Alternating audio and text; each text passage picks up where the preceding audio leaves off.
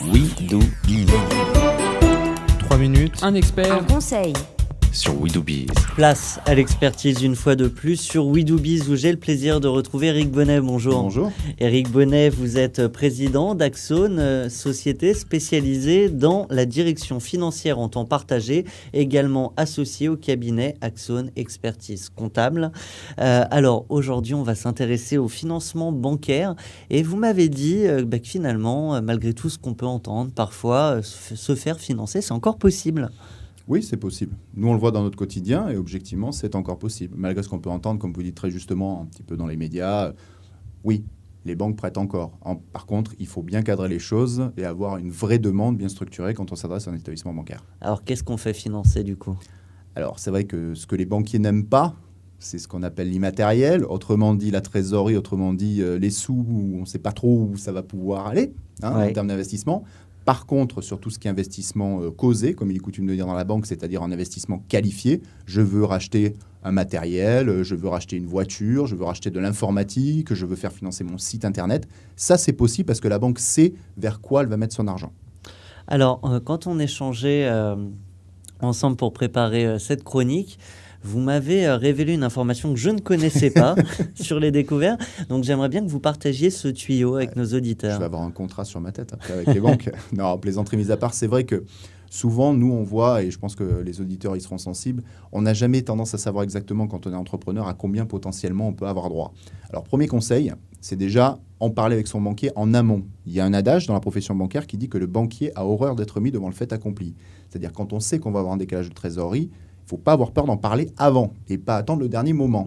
Pourquoi ? Parce qu'après, on peut mettre en place des solutions de financement court terme, du découvert ou équivalent, une autorisation de découvert par exemple.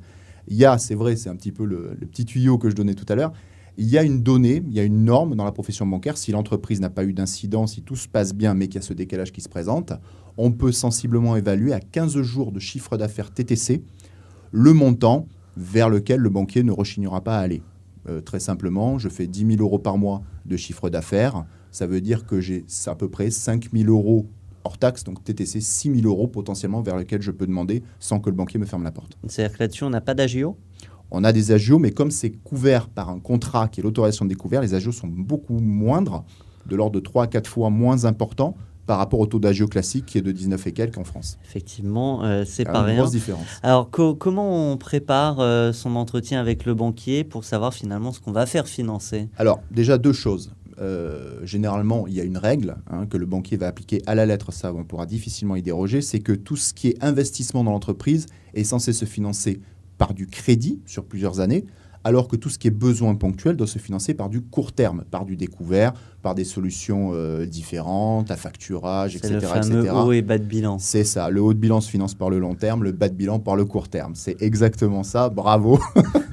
J'ai bien suivi. Voilà, bravo. Donc effectivement, pour pouvoir financer ça, il y a une chose toute simple, c'est qu'il faut au maximum, je dirais, essayer de se faire financer de l'investissement. Mais il y a une chose qu'il faut savoir, c'est que même si on est la tête dans le guidon et qu'on finance, même on autofinance parfois des petits investissements, la banque peut généralement revenir en arrière et vous financer sur facture des investissements dans les 4, 5, 6 mois précédents. Garder les factures, ça c'est refinançable par la banque s'il y a un besoin de trésorerie. Bon, alors, on l'a dit au départ, se faire financer par les banques, c'est possible. Bon, pour ceux qui ne souhaiteraient pas ou qui ne pourraient pas justement accéder au financement bancaire, il y a quand même d'autres options. On parle de levée de fonds, etc. Alternatifs, tout à fait. Ouais. Donc il y a effectivement les levées de fonds, qu'on passe par un investisseur privé, un business angel ou un fonds d'investissement. Moi, j'ai tendance à dire que c'est relativement différent parce que ça, c'est un financement qui va changer la vie de l'entreprise.